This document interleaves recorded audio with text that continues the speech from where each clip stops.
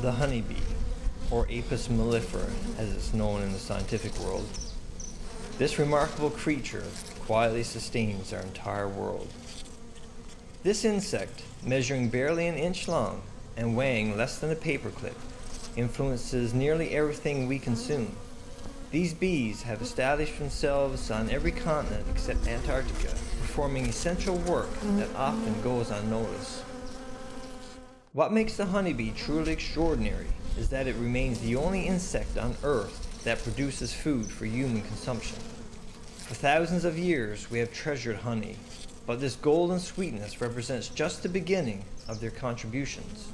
While we appreciate their honey, these bees perform an even more critical function: pollination. Pollinating approximately 1/3 of our food supply, from almonds and apples and blueberries. That coffee you had this morning? You can thank a bee. Even the cotton in our clothing. Bees play an essential role in their production. But it just doesn't stop at honey. Bees provide us with other things, like pollen, a protein-rich superfood, and propolis, a natural antibiotic they craft from tree resins. I guess you can say these amazing creatures are like little pharmacies and food production facilities combined. Despite their monumental importance to our planet, most people pass by bees without recognizing they're observing one of the Earth's most vital species. It's remarkable how something so small can have such an immense impact.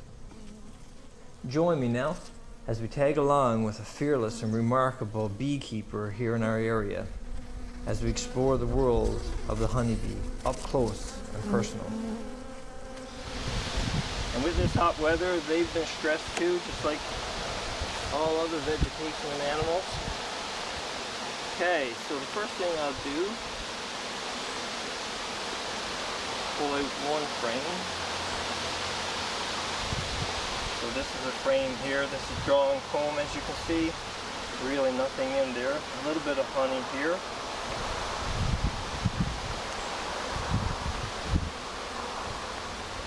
So this is a new colony I started this year, so they're not overly strong yet. And it's a new queen that I raised. So if you see here, this here is capped honey, this layer of wax over it. If I scrape off that layer of wax, that's just pure honey right there. Here's the queen bee, the most important bee in the colony. As you can see her here with a blue mark on her thorax. The blue mark does two things. First, it helps to identify the queen more easily when doing an inspection for the beekeeper. Second, the color tells what age she is. So this queen is blue, so that means she's a 2025 queen. So in 2 or 3 years, when the beekeeper sees blue, they'll know how old exactly that queen is. She's only a few weeks old, a month old, this one is. Next year, if she survives winter, then at peak she'll be laying around 2,000 eggs a day. Wow. So that coming on end of May, early June, she'll be maxing out on her egg laying, building up the colony after all winter. It's just, you can see all the workers around her grooming her. She's constantly being groomed. And what they're actually doing here, she's spreading her pheromone every time she's touched. And that pheromone then gets relayed from worker to worker throughout the colony. That pheromone basically keeps them in check. they know she's there based on her pheromone. If I removed her now or she got killed, within 24 hours the colony know that they're queenless, and then they would go to work starting raising new queens. Right. You always want to protect her. Sometimes it's easy to accidentally kill her.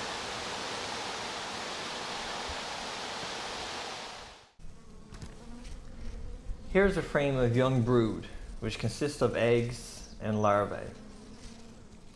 If you look, in the bottom of some cells you can see what looks like little white grains of rice. Those are eggs.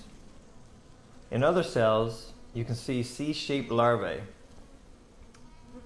Eventually, they will cap these over so that they can metamorphosize into adults.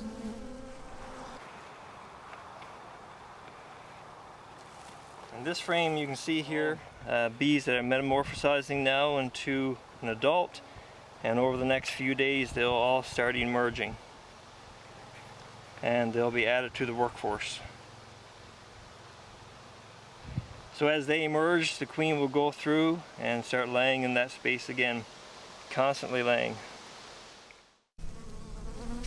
Capped brood are the developing baby bees that have been sealed in their wax cells with a protective covering while they transform from larvae into fully formed adult bees. Here's the birth of a bee. After 21 days, from egg to fully formed adult, she's ready to emerge. After chewing her way through the protective layer that sealed her for the last 10 days or so, there she is, seeing the world for the first time, struggling to get out. But eventually, her persistence pays off. And there she is, a new worker added to the workforce.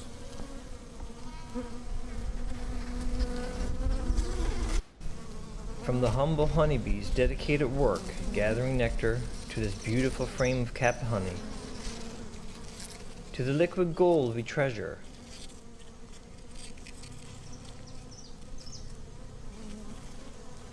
it's nature's perfect creation. And so they return, these tireless workers, disappearing into their hive to rest before another harvest begins anew.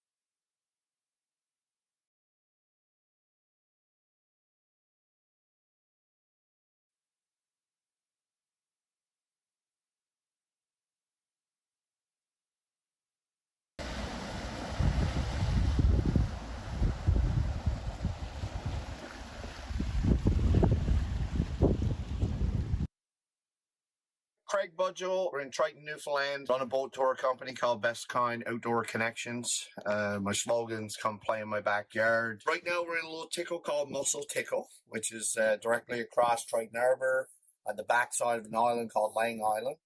And we can actually visit this even on a stormy day. It's a little bit quieter here. I was born and raised in Triton. I'm an outdoors guy, so I'm spent a lot of time on the ocean. Grew up through a family entrepreneur.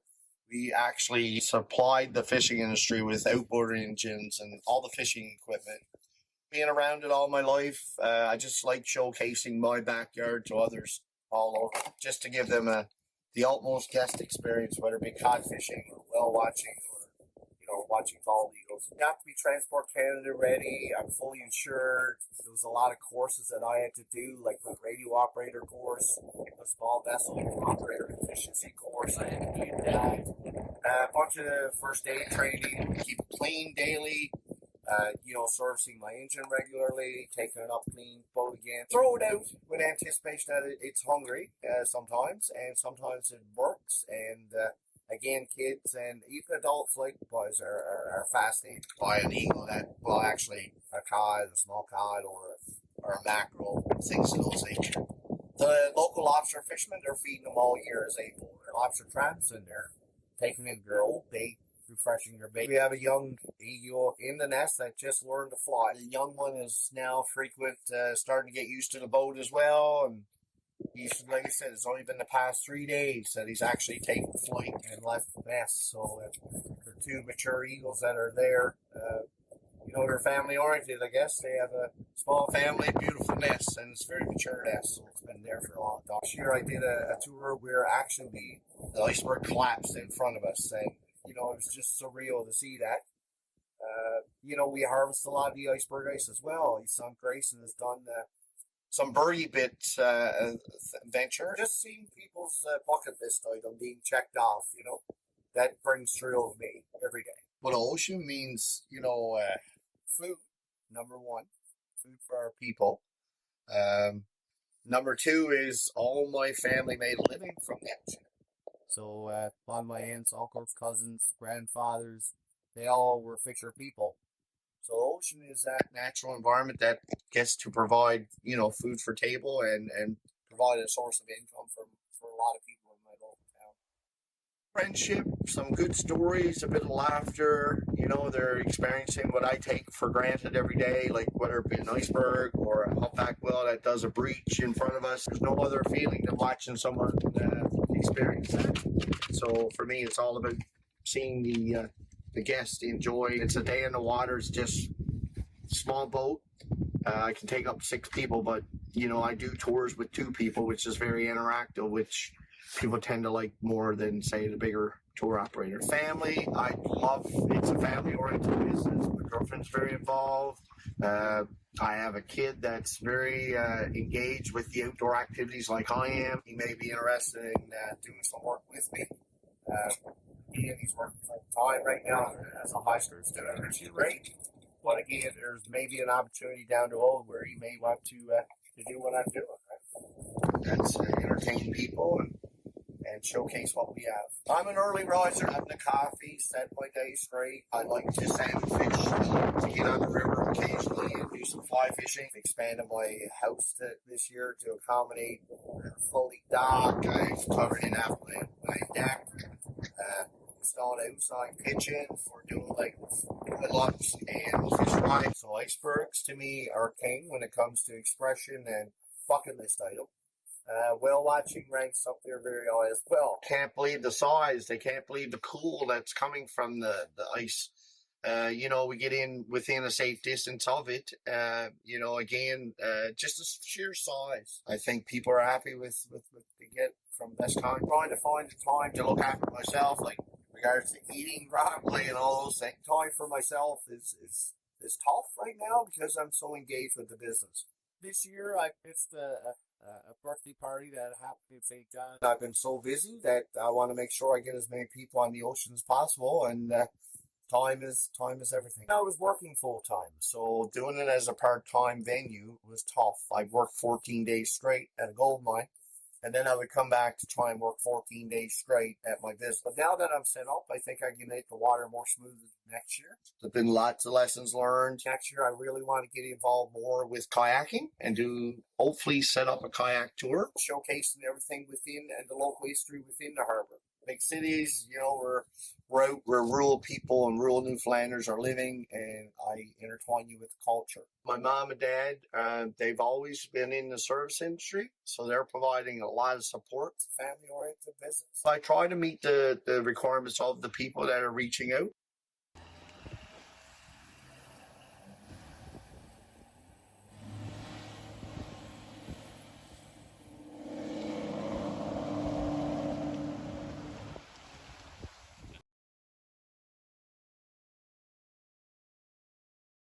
Off on another adventure.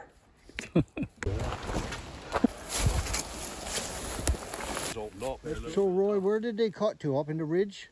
All along on the flat and up. Okay. That's Cool the brook over there. Yeah. Cool in the South Brook. So your father had the camp down there? Yeah, and Uncle Elb Thomas was with him That was in the same camp? in the same camp, yeah. In 1931, because I checked the records, and Ruby and Ralph was born in 1931. Yeah, they were little babies, just born. You said they were born there in the camp? No, they were born over home, but they brought them in there in the snow camp. Yeah. And I understood that they were born there, but that No, wouldn't... they weren't born there. No. And Ruby is still alive.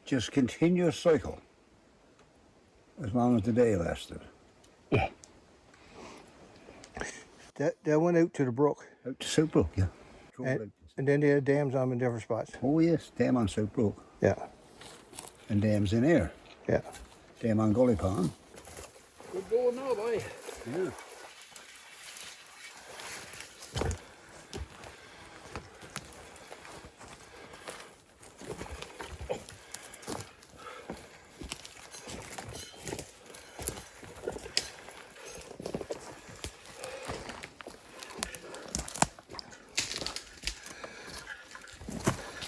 Well, you take the lead. I don't think you can go wrong. I think I see the road.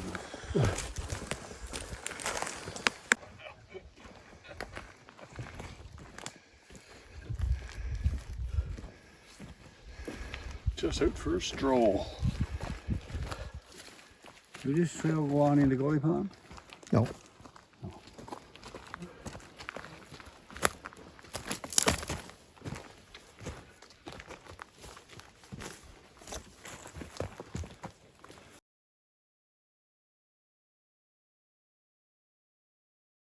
Birchie Lake with Sheffield in the background.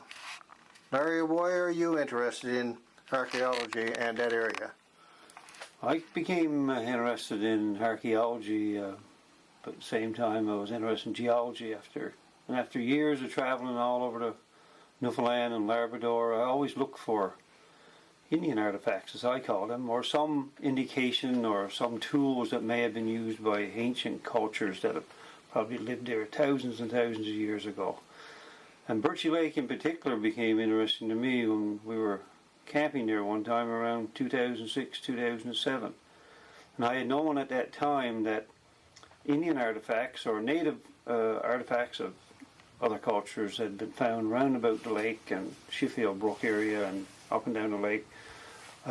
So we went looking, myself and my son Christopher, one day, and we said, well, look, let's see if we can find some. So we, walking through the sandy beaches, I said to Christopher, I said, kick the sand, because you could really find a stone or a cultural artifact called Rama Chert, which would come from Rama Fjord in northern Labrador. And sure enough, we didn't get too far before we heard a tinkle of what sounded like glass, and sure enough, here was a large fragment of Rama Chert.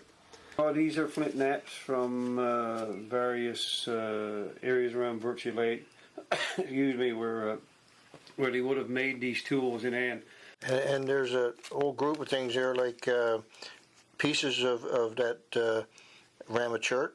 Yep. That's stuff that you picked up around the lake as well? Yeah, well, they're bits and pieces, because obviously if they were broken, they were probably discarded, or if they got lost by missing when you're throwing a spear or shooting an arrow at some caribou and you miss, it ends up in the lake, and erosion and wave action and ice over the years would have broken them up, and that's the kind that we're finding on the shoreline as well.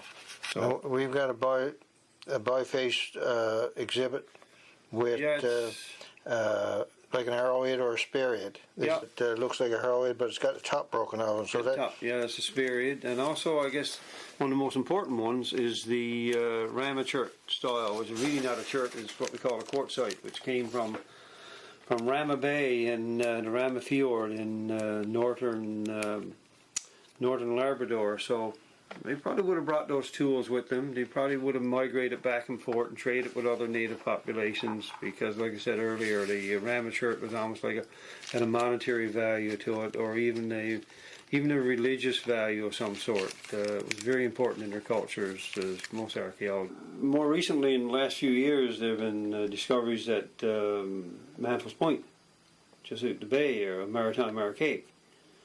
And as well, we know from local community people that over the years in farming, there have been several artifacts found on various farmers' fields, including one that my father used to grow potatoes on, which is a eye scraper, determined to be maritime archaic, and that was just at the top of the hill there, now where the roads diverge into the back road and the Bayside Drive. And one thing that they were doing on Birchie Lake, and it's been discovered up there an area called a mash pit. It's only very small, 2 meters by 3 meters or something, on a sandy beach, and thousands and thousands of bones that have been smashed, presumably caribou and some small animals. And what they were doing is the archaeologists, Dr.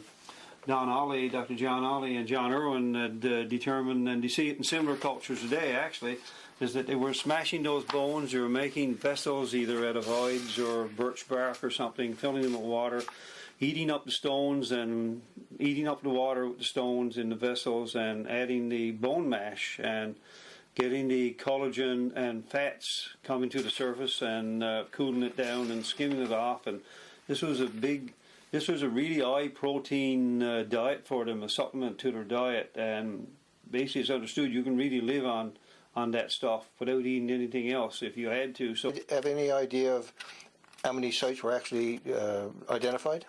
I think there's 8 or 10 sites, but most of them clustered in one area in the narrow part of the lake, where obviously would have been the place for the hunter-gatherers, the people to wait for the caribou to cross the lake, and they'd kill them in the water, and easier to get them to shore and then butcher them accordingly.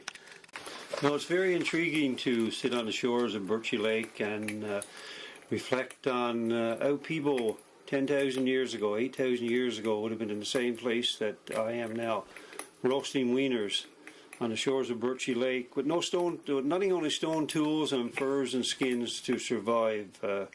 They must have been pretty healthy people and very strong. But question I ask now is, why did they leave?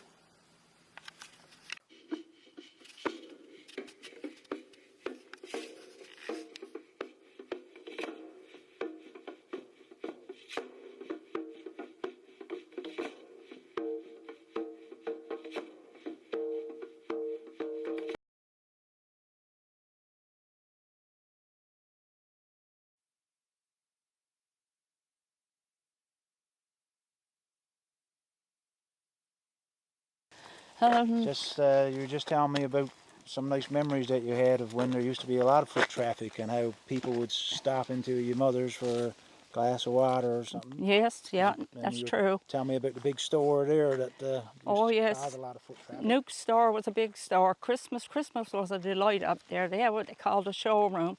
And as kids, we thought it was the ultimate in the stores. Of course it wasn't, but we thought so. Yeah, But I remember one day, Mom was looking out through the window, and this lady who had come a fair distance to pick up her groceries, she had it in paper bags. Yeah. And just as she got past our house, one of her bags broke. And as she was frantically trying to gather it all up, the other one broke as well. Mm. So she took off her coat and tried to wrap her things in her coat. And Mom happened to be looking through the window at the time, like I said, and she went out anyway and asked her if she'd like to come in the house and she'd see what she could find for her. Mm. So this lady went in the house. Mom got her a cup of tea and tried to warm her up. She was freezing at that point. She was really cold. And after a while anyway, she was warm enough that she put her coat on, and Mom found a bag with a wooden handle, which was much more sturdy. Yeah.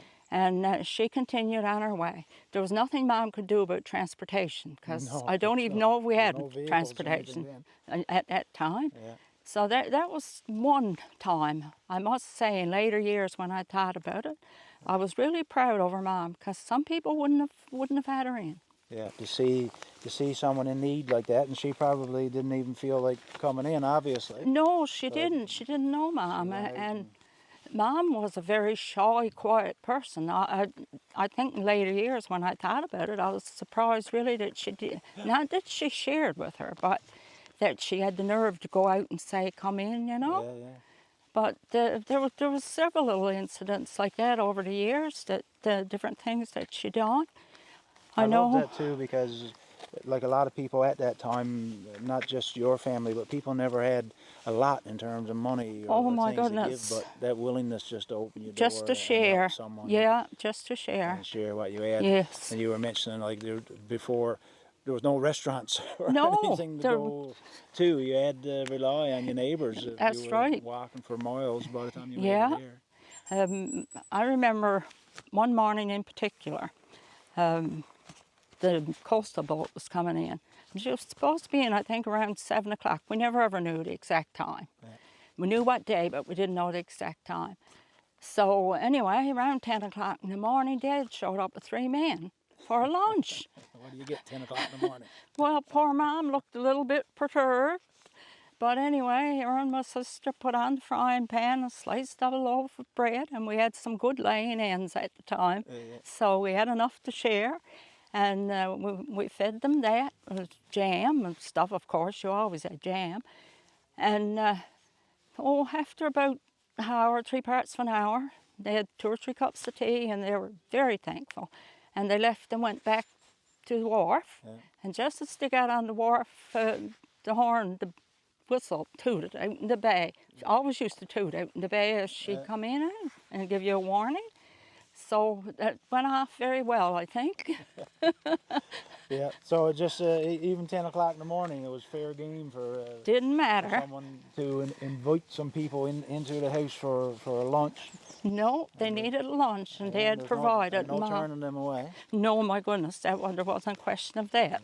I shared another nice story with me one time about a lady, and I think it was a coastal boat.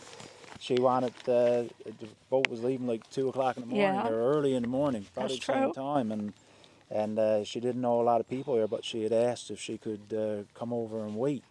And Yes. that's a good example too of how the door is always open and how Yes. you can rely on a She, neighbour, especially at that time. She asked Dad if she could come and sit up in the rocking chair and put her children, she had 3, I think it was at the time, and put her children on the daybed and wait for the coastal boat. Of course, Dad said yes. And she settled away with her kids after they had lunch. And around 12 o'clock, I think it was, our gate used to be there then. Yeah. We heard this terrible, terrible noise. It was running feet and shouting. And anyway, Dad got up to check on things. And she was out with a little flashlight going around the garden. The horses had got in. The horses were everywhere at that time. And she thought we had gardens in. And she was out to save our gardens. I think I would have let everyone go. She was pretty brave. Pretty brave, To do yes. that. So anyway, she came back in after Dad said, no, we don't have anything set in. And they settled down again. 2 o'clock in the morning, the whistle tooted out there in the bay. She gathered up her children and her boy with her flashlight and walked over to the government wharf and got on the boat. Yeah, it was remarkable. That's, to think of her then, not just the act of kindness of going in and sitting up and waiting for the boat that was given, but No. for her to come out in the middle of the night Oh my goodness. because she was worried about the gardens that you might She have. was worried about somebody else, yeah. A normal person wouldn't do that in the No, daytime. my goodness, I wouldn't, I tell you. No, that was a really nice and thoughtful offer. Yeah, For sure, man. yes. The old house now is not quite what it was, No, it's, but it's still nice, like we've been saying, to come down and walk the street and remember a time when there was many people walking and horses, and oh my goodness, horses and there was probably hundreds and dozens over the years on a regular basis that went in and had a glass of water or oh a my lunch or a goodness, cup yes, of tea at certainly did. Flory and Mackie. Yes, they certainly did. It's always welcome, yeah. And just in back there was a big piece of pasture land. It's all grown up now. But this was probably why the horses used to be around so much, because people would just let their horses out in the summer, of course, and they'd ramble where they wanted to, you know. But unfortunately, a lot of times they got in people's gardens. They got in people's gardens, yeah. For sure. Well, Mom, I wish we could pop in for another cup of tea now or a glass of water. It'd be some nice mom be there waiting for you. Yes, for sure. Yeah. Just like she did with all those people as they were walking back and forth to the Yes, store here years yeah. ago. It's not quite so busy now. Not quite as busy now. No, and it's a job, even now, for the comprehend how busy it was, you know. But that's it. Yeah, no more coastal boats. No more coastal No more boats. horses. That was the Nonia, I think, was coming at that time when I was a girl. But we Yeah. got good memories. Oh, wonderful memories, yeah. Wonderful. Yeah, we got a lot of good memories. Wonderful. We'll walk Yeah. on. Walk on, think some more. Yeah.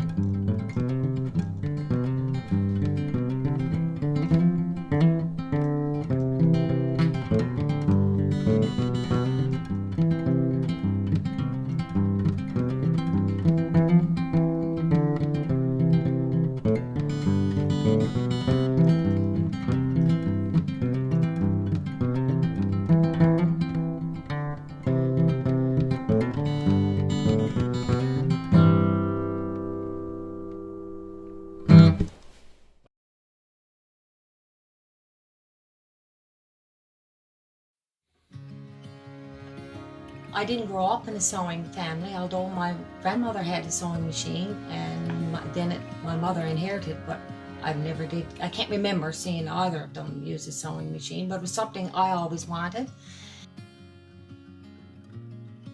When I was in my, I guess, early 30s, I still wanted to sew, but I didn't know how to sew. So I bought a sewing machine off Sears, brought it home, took it out of the box, looked at it, loved it, petrified of it. Put it back in the box and stuck it in the closet. It was there 2 years. I never took it out of the box. And one of the ladies that I worked with, she was an avid sewer. She was able to sew anything. So I was telling her about it one day, and she said, like, some night Clyde goes to hockey. She said, why don't you drop him off to the stadium and you come down a little bit? I'll show you how to use your machine. I said, good no. So I did. Dropped him off at hockey, took my machine, went down to Little Bay, went in, burned it, took it out of the box, and she was like, oh, she said, that's a beautiful machine you got there. And it was this machine, actually. So she showed me the bells and whistles, and she said, when you get home, she said, take that out of the box, she said, and start using it. So she said, you got a beautiful machine, she said, and use it, she said, or I'm going to be mad. So I went home, was still in the box. Put it back in the room again. So it was probably another 6 months or a year. It was a nice while. A fellow that I worked with, Dennis, he came in down to work and he brought in the quilt that he had made. I thought, well, good God, if Dennis made the quilt, certainly, Lord, I can make a quilt, right? So there was 3 of us in the foyer at the time, and I said, Dennis, I said, would you show me how to make a quilt? Yes, he said, nutty the quilt and made. So anyway, the other girl that was there, she had sewed a bit, so we decided that we would rent the rec centre. So by the time we started, there was probably 8 or 10 of us who wanted to know how to sew, and that's how we started. And I learned a bit from there, and then I started getting more confidence in doing it on my own, and that's how I learned how to quilt. In all of both groups that I'm in, we do quilts for others. And over the years, I've donated several quilts to the Cancer Society in Grand Falls. When a patient in Grand Falls is, like anywhere, is having cancer treatment, they get cold sometimes and they need a little quilt to cover up in. So this one particular year, I did a I Spy quilt. Now, for anyone who doesn't know, I Spy is a game that you play with your kids. And, you know, I spy a little red apple. Well, in my quilt, I probably had 9 squares in each block. And in one of those squares, there may have been a piece of fabric that had an apple on it, or a car, or a fire truck, or a daisy, or an ice cream cone, different things that kids could relate to. So I made this I Spy quilt, and I donated it to the Cancer Society in Grand Falls. And anyway, flash forward, I don't know, 6 months, a year later, we were heading out of town for an extended stay, and a friend of ours in Springdale was basically dying. And we wanted to visit him before we left. So we went over to visit him, and when we walked in the house, there was a quilt in their little entrance. We went inside and sat down. We were chatting to him and his wife, and our youngest son Josh was with us, and we all had recognized this quilt when we went in the room. And eventually, the lady of the house, she got up and she went and brought back this quilt, and she said, just look, she said, what he had given him into the Cancer Society. I said, why did you pick that quilt? And he said, I know the outcome. He said, it's not going to be great. And he said, I got 3 grandchildren. He said, when they come home, he said, I want to do things with them. He said, that a grandfather would do, but he said, I can't get down on the floor and play with them anymore. He said, I can't interact with them like I used to, take them outdoors and pass the ball or whatever. So he said, with the I Spy quilt, he said, I felt, he said, that I could be in my chair, he said, covered up my I Spy quilt, he said, or I could put it on the floor, he said, and I could say, find Pop, the fire truck. And he said, they would be going all over the quilt looking for the fire truck, and he said, I could interact with them. And he said, I felt like I was doing Poppy things with my grandchildren, and they felt like Poppy was still participating and making them feel happy as kids. And he said, that's why I chose the I Spy quilt. And I said, that's my quilt. I donated that quilt. And it meant a lot to me that he was the one that got it. So a lot of us quilters, especially those in groups, will donate quilts, and you have no idea what impact it makes on the person that's on the receiving end. And that's just one little tiny story. That's my little tiny story. So out of all the quilts that are donated, I'm sure there's just as many interesting stories that go behind each quilt. And I really think it's important for us to give back. The community needs to know that we're thinking about you. This is from us.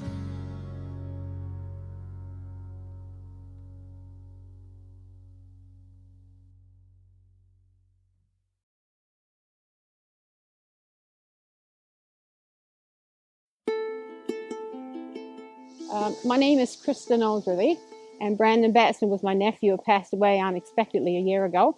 And we created this memory garden as a family, and we continue to add pieces to it in his memory. So I'm going to give you a little walk through it, and you ask me some questions as we're going, and I'll try my best to tell you. So the garden was started as a combination of things. Brandon was cremated, so we don't have a burial place that would be traditional. And also it was Mother's Day gift for Aunt Kim to have something that was a little symbolic and someplace she could visit. There's so many things here that represent Brandon, from colorful stuff to travel things to his interest in frogs, to he loved to read. He loved many things that are here. So there's so much representation. It almost feels like a spirit is around you when you're here. And it's just a peaceful place for all of us now. Brandon had a passion for books, so we decided that we would start a little library. You can take a book and leave a book, or just take a book, whatever.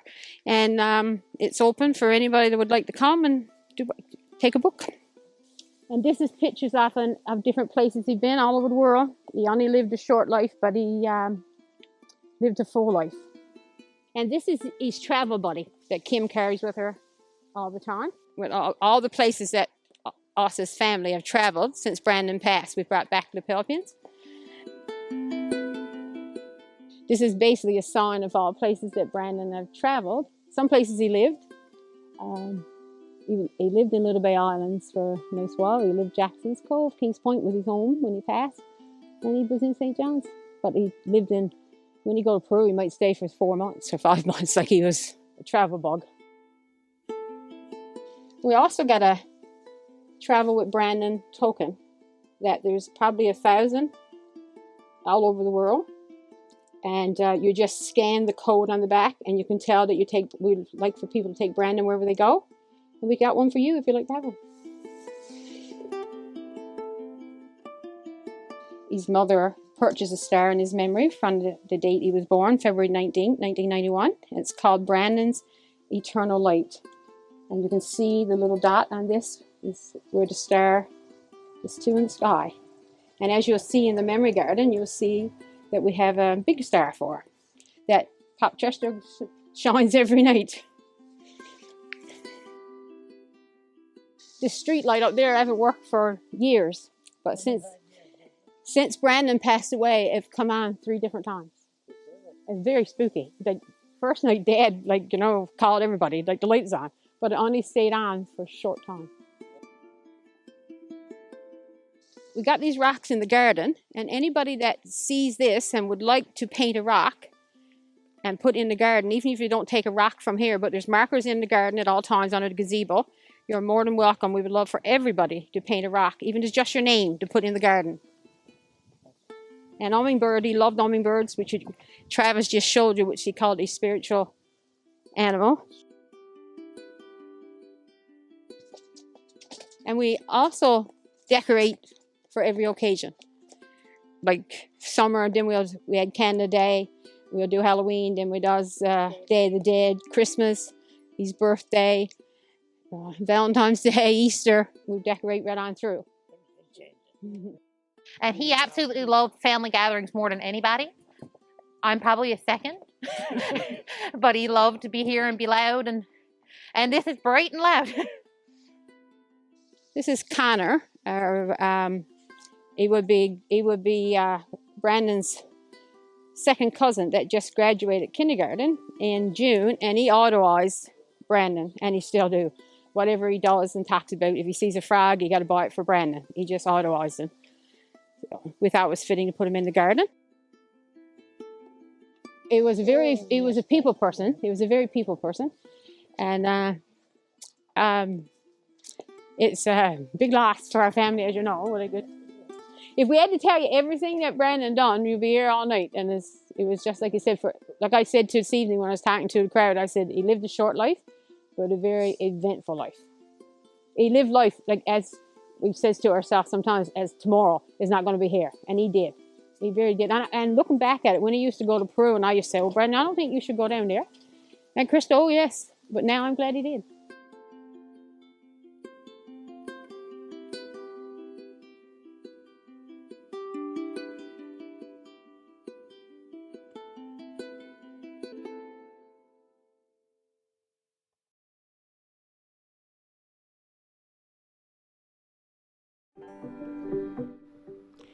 In the summer of 2020, all of us were restricted to staying at home.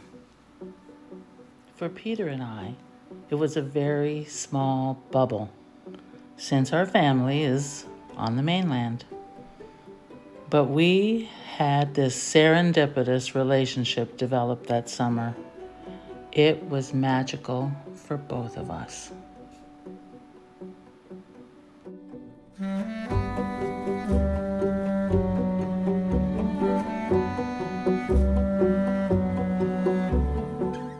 In the spring, we heard a lot of noise in the woods next door.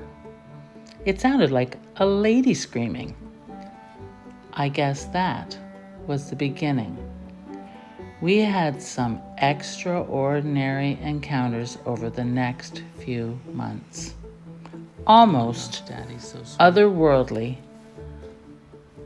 I've never fancied myself much of a wildlife photographer, but this will have to do.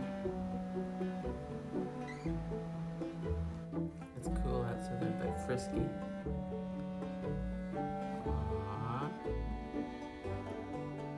Oh, maybe it's a nurse mommy. Yeah, that's what I thought. There's two mothers then. That's what, I read about it. No man in the picture at all.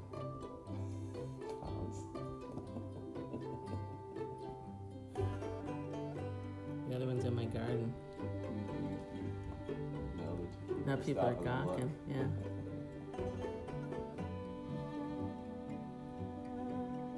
Oops. Look at them. They're so funny. That's why my plants are getting crushed. We certainly didn't record all of our interactions. We speculated at times and Googled a lot about the interactions that we saw with Mom and her babes and Dad. We watched them in awe.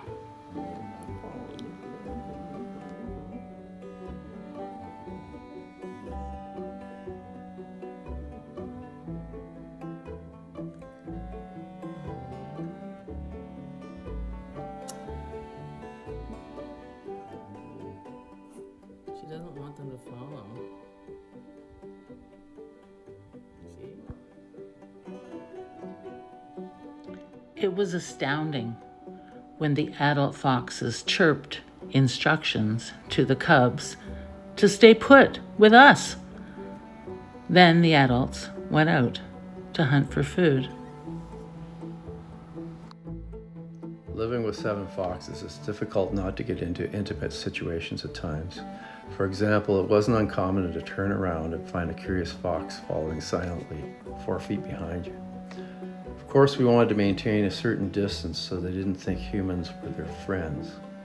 But as I said, it's difficult at times to maintain distance.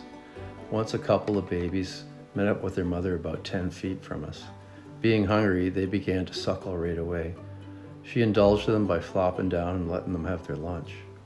Another time, we were having a fire at night outdoors, and I was relieving myself in the trees when I had to chase a kid away from playing with my water stream.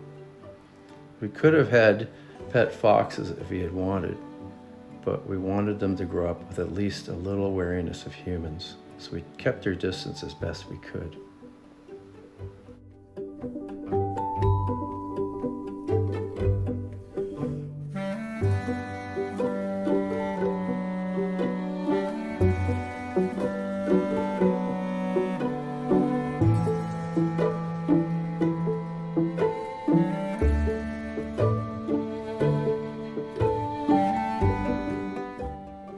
We learned a few of the vocals, and we knew that the adult foxes trusted us. It was so rewarding for us, and such a personal honor.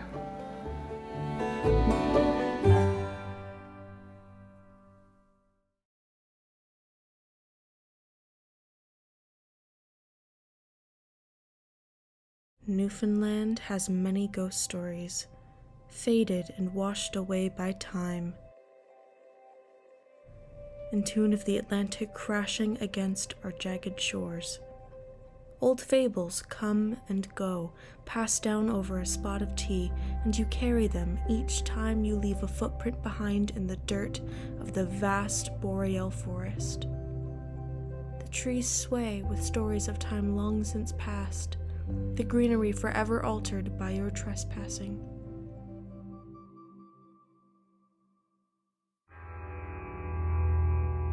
the benevolent forest remembers, unlike us who pass through it, where these ghost stories come from.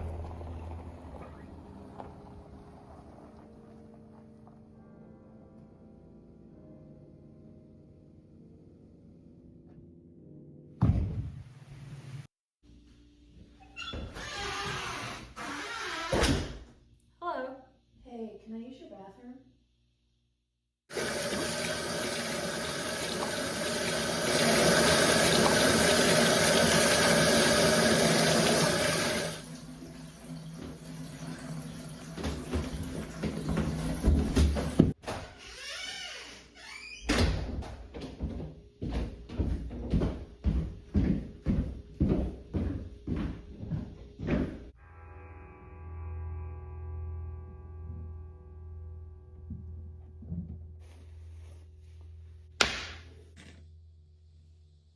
I haven't seen you around here before. Have you hiked the trail?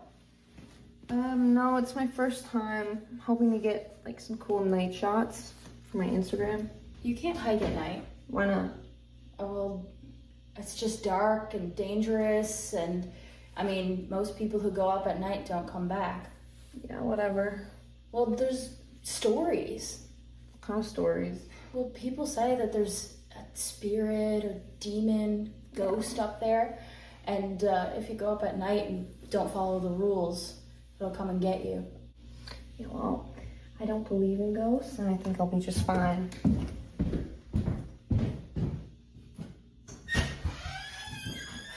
Well, I warned her.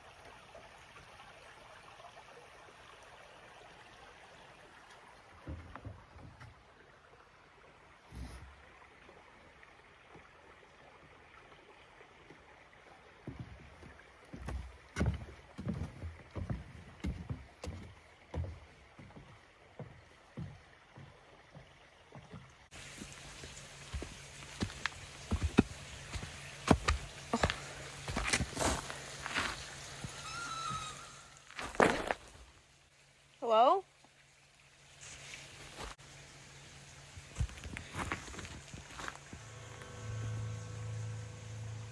Hey guys, I'm doing my hike at the Alexander Murray Trail. Came at night even though I was advised against it, but you know me, I love getting the pictures at night. What the fuck? Hello?